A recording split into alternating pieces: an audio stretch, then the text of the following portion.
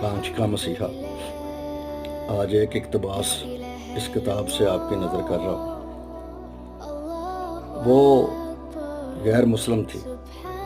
اس نے کہا، سرکار میں مسلمان ہونا چاہتی، اللہ کی وحدانیت سے متاثر ہو کر اس کے سامنے روزانہ کئی بار جھکتے ہوئے سروں کو دیکھ کر، دن کے بعد رات اور رات کے بعد نکلنے والے دن کو دیکھ کر، سمندروں میں پہاڑوں کی طرح کھڑے جہازوں کو دیکھ کر، پتھر میں موجود اس کیڑے کو جاتا رزق دیکھ کر، جس تک پہنچنے والے سبز پتے کو کسی بھی راستے کے بغیر وہ اس کیڑے تک پہنچاتا ہے۔